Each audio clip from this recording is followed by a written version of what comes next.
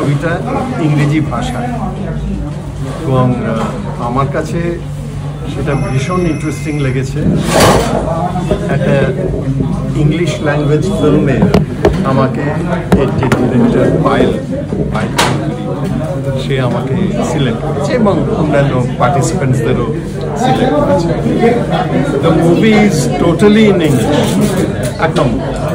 2 নম্বর হচ্ছে গল্পটা ভীষণ একটা বৈশিষ্ট্য আছে।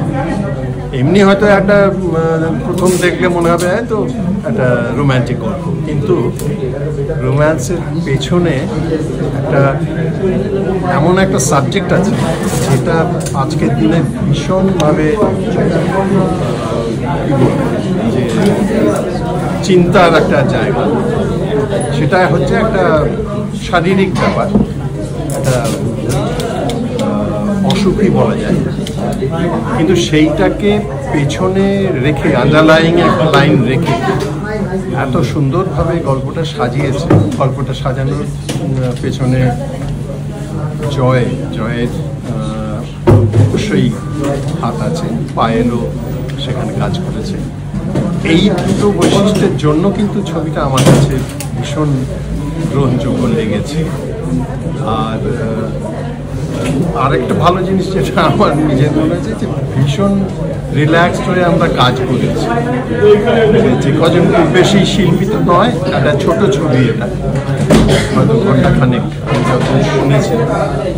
তো তার মধ্যেই কিছু আউটডোর কাজ হয়েছে, সব কিছু হয়েছে, খুব হেসে খেলে আমরা কাজ করেছি। ফলে কোনো চাপ নিয়ে যে ভীষণ একটা চিন্তা ইংরেজি ছবি এগুলো আমাদের মনে হয়। আপনার চরিত্রটা আমার চরিত্রটা বেসিক্যালি একজন ডাক্তার, কিন্তু এখন অলমোস্ট রিটায়ার্ড বলা উচিত। একটা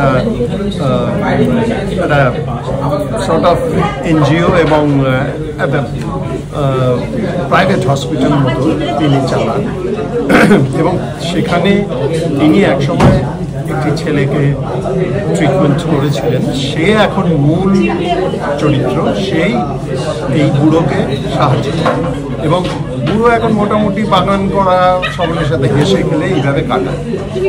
কিন্তু গল্পের মাঝামাঝি গিয়ে একটা মোড় ঘুরে যায় গল্পে এবং সেখানে দেখা যায় যে হিরো নানা রকম এর পর্যায়ে আছে, মানে মানসিক যে পর্যায়ে, এবং এই ভদ্রলোক বুঝতে পারেন যে সে আবার কিন্তু ফিরে যাচ্ছে। এটা মেইনলি ডিমেনশিয়া অ্যালজাইমার্স এই ধরনের অসুখ নিয়ে কাজ করে। হ্যাঁ, মুভিটা ইংলিশ ল্যাঙ্গুয়েজ। এটা আমাদের ইচ্ছে আছে, কারণ এত সুন্দর এসছে মুভিটা, মানে আমরা সবাই যখন দেখবে তো আমাদের এটা ইচ্ছে আছে যে এটাকে বাংলাতে আমরা ডাব করব, তারপরে বাংলাতে সেটাকে আরেকবার রিলিজ করব। ফিল্ম ফেস্টিভ্যালের জন্যই মেইনলি বানানো, হলে হয়তো রিলিজ হবে আমাদের, বাট এটা বানানোই আমাদের যে ন্যাশনাল ফিল্ম ফেস্টিভ্যাল যেগুলো হয় ইন্ডিয়াতে, plus international film festival globally, সেই কারণে ইংরেজিতে বানানো মেইনলি। আরো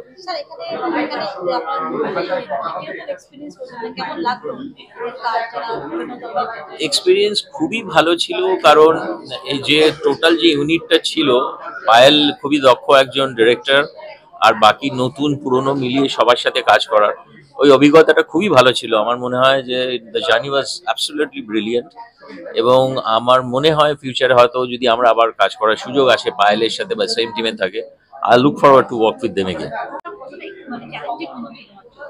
ডেফিনেটলি এটা চ্যালেঞ্জিং আলাদা এই কারণে, কারণ এটা আমরা এই ছবিটা করে দুটো আমরা মেসেজ দিয়েছি, সোশ্যাল মেসেজ। একটা ডিমেনশিয়া এবং ডিমেনশিয়ার যারা ভুগছেন তাদের সাথে কিরম ধরনের বিহেভ করা উচিত, এখানে তাদের রাস্তায় ফেলা উচিত, বরঞ্চ নারিশ করা উচিত। এবং কারণ ডিমেনশিয়া যারা আক্রান্ত তাদের জন্য লাইফটা স্ট্রাগল, এবং তাদের সারাউন্ডিং এর লোকেদের জন্য একটা স্ট্রাগল। এবং ইন্ডিয়াতে এটা নিয়ে এখনো ততটা লোকে ওয়াকিবহাল নয়। আর দ্বিতীয় কথা হচ্ছে, যেটা এখনকার র্যাট রেসে অনেকেই দৌড়ায়, কম্পিটিট করতে পারে না বলে সেলফ ডিস্ট্রাক্টিভ মুডে চলে যায়, সুইসাইডাল টেন্ডেন্সি হয়। তো এই গল্পটা it's a fight back story, কি করে একটা মেয়ে সেখান থেকে একটা ঠিক জায়গায় আসে।